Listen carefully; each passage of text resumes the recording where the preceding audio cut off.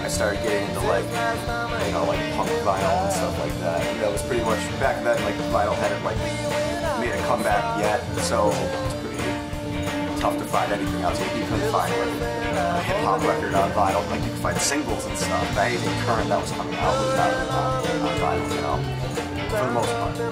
Well, I've been working at this store for about 7.5 years now. Started with over on Wall Street, and Sound Garden's been around since the actual store, including Baltimore, just hit our 20-year mark, and we've been here for about 16 in Syracuse, so going strong. So I don't know, I don't know why it made a resurgence, probably because it actually makes sense, it sounds better.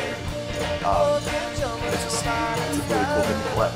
You pick things out that you didn't pick out before. It's more like, the experience is more like you're not like preoccupied because you're driving in your car, you're not preoccupied because you're listening to headphones and walking. You know what I mean? Like, it's nothing like that. You're just actually sitting there just to listen to it. Pay a lot more attention. You know, having the art, just collecting it, you know, I think that makes it really special as well. You know, when they master it for vinyl, certain things can't peak at a certain level, otherwise the needle will just jump right off the record. So it's just mastered completely different. So you hear things that you wouldn't hear before. Like, I like hear like background vocal parts that I never even knew were there if I were to just listen to the So that's why I like this. Cool. That's the hardest part, is knowing what to get and how many to get. You know, because it's not returnable to the manufacturer, so you have to try to think that you know, the new Lord album's going to sell 100 copies on vinyl, and we're 100, and now we sell 30. I'm sitting on 70 copies. So we never actually fell under the pawn shop law category, but then they changed it, and they want us to abide by all the rules that pawn shops have. You're supposed to like log it into a computer and sit on it for 7 days before you can sell it in case it comes up stolen, whatever. And then our argument was they want us to manually enter. Like, you see all this stuff back here. This is like literally, I'd say about that many CDs come through that buy door every single day. And if I buy, you know, 100 of the 1,000, they want me to input 100 CDs into a database every single day. It's time consuming. It would have made the cost, like if we're given $1 or $2 for a CD, it would have made the cost just, now the cost is like $3 because I have to raise my prices because I have to hire another 2 staff members to go through and do all this stuff. Luckily, you know, the city and all the public outcry really helped out, so the mayor stepped in.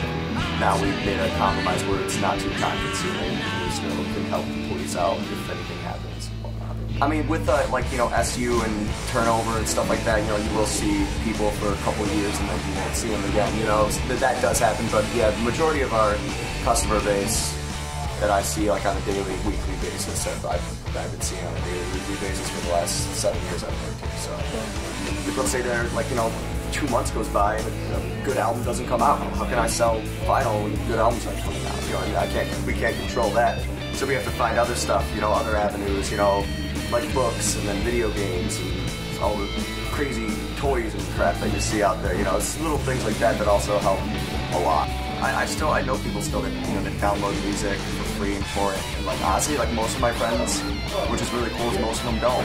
You know, I think that with this album resurgence and stuff like that, I think people are getting more of an appreciation, and also a combination of, you know, what happened last year with the city is that I think people realize that, you know, time is linear and we could not be here a year from now, you know, because who knows? So I think everyone's just kind of like stepping up and, you know, doing their part and helping out.